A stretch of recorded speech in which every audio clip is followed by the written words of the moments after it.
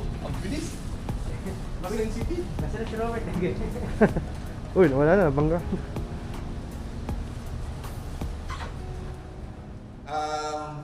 We're happy to announce the arrival of the new bike. This is BICYC or Bicyc. Maybe the pronunciation is Bicyc. Bicyc. Kasi CYC in cycling, di ba? Cycling. Yes.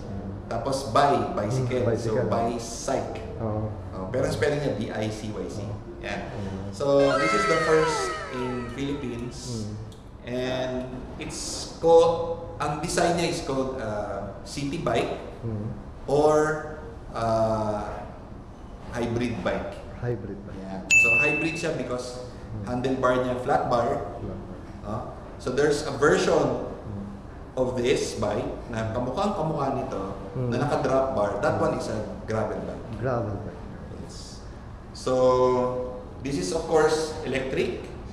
And I think most important to mention is the motor. It's using the MiVice or MyVice motor system. I call it a motor system because set yun, it goes together. The motor, the battery, and the controller and the display. It's one set by MiVice or MyVice. Now, what's so good about this bike? Well, of course, number one, ang ganda ng frame niya, In fact, when I ordered this, I made sure that it's fit for my size, for my height. And kanina sa testing talagang I enjoyed it. I can already feel myself biking this for kilometers and kilometers. Maganda yung fit sa akin. I'm 5'9" and a half. 5'9". Yeah. And then the frame, smooth, very smooth weld. Di mo makita ang welding except lang dito sa mga fork niya kasi mga pang strengthen ito ng mga dito sa parts na to. But all the rest, smooth siya. Hanggang dito sa baba, smooth.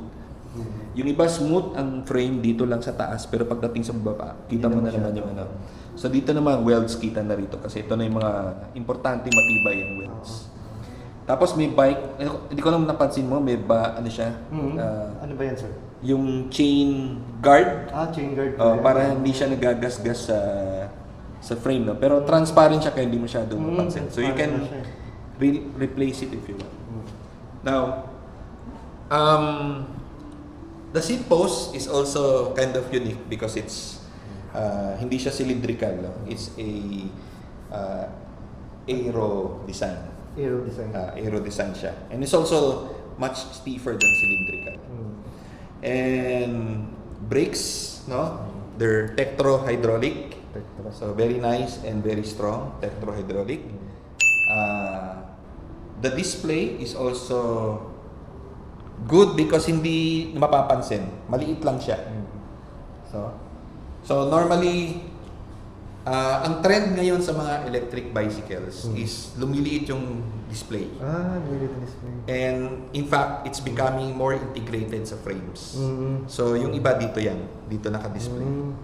Tapos hindi siya masyadong pansin because for safety purposes, dapat hindi ka nga masyado nakatingin dyan. Baka ma-aksidente ka pag tingin ka ng tingin sa display. Yun nakikita ko sa advantages niya. And then standard yung front light. Standard front light. Tapos integrated na yung power ng front light sa battery so you don't need to charge that.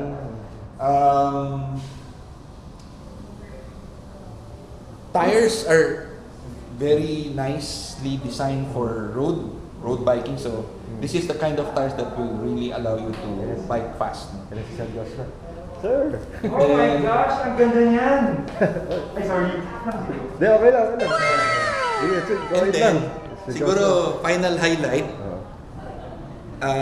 to those who can understand, this bike has a torque sensor.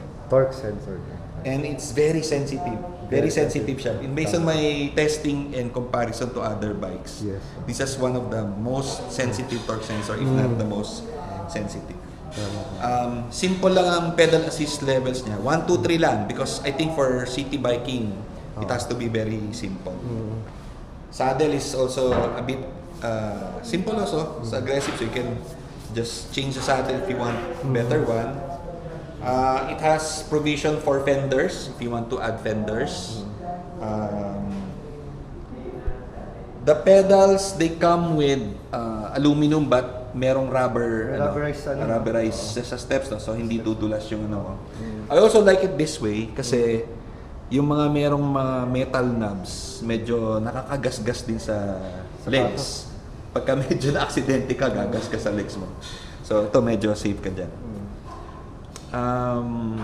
Medyo malaki yung kanyang chain ring. I think it's about 40 to 51 T, if I'm not mistaken. So it's designed for speed, no?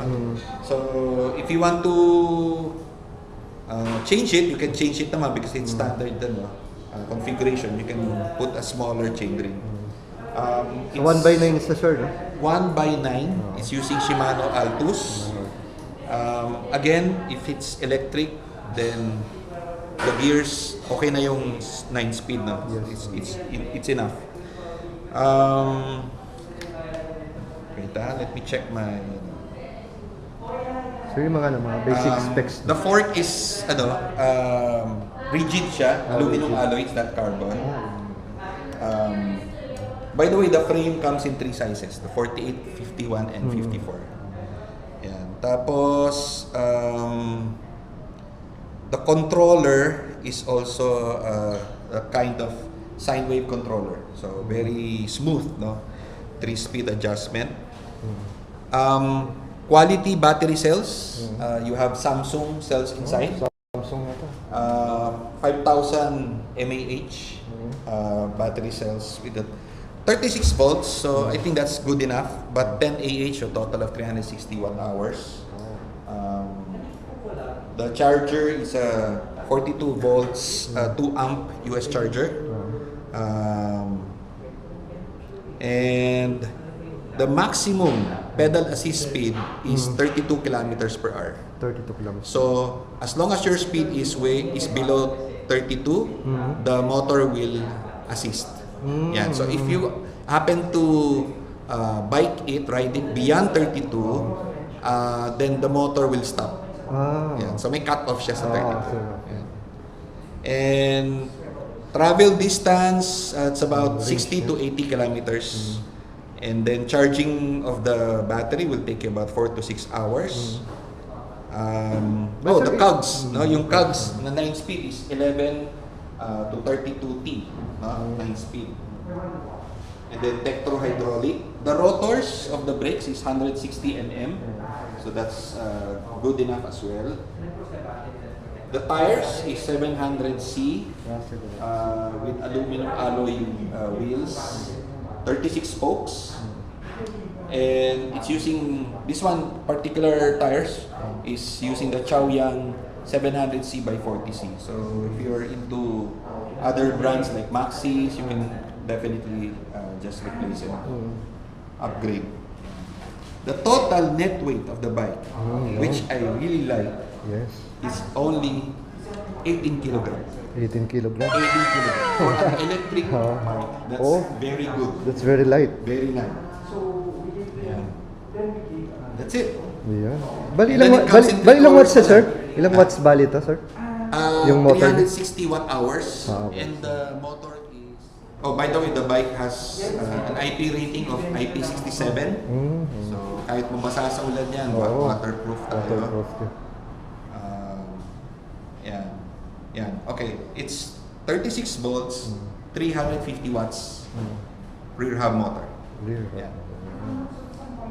The torque, no? The torque of the motor is 40 Newton meter of torque.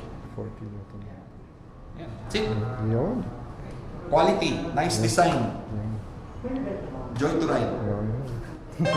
To those who are interested, you can just visit ELEK3FIED to see the bike in person, face to face, and then you can also test ride because this is a demo bike we have bought.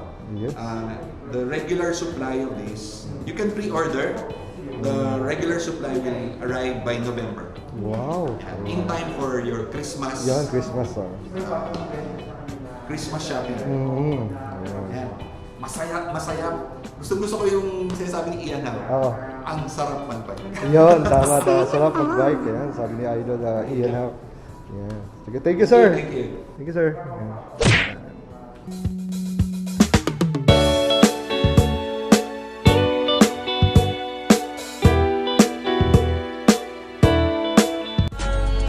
Hello mga ka-Chillax! Ayan, thank you sa support and subscribe din po tayo kay Esquila on Yun. YouTube. Maraming salamat and ingat sa mga bike rides ninyo.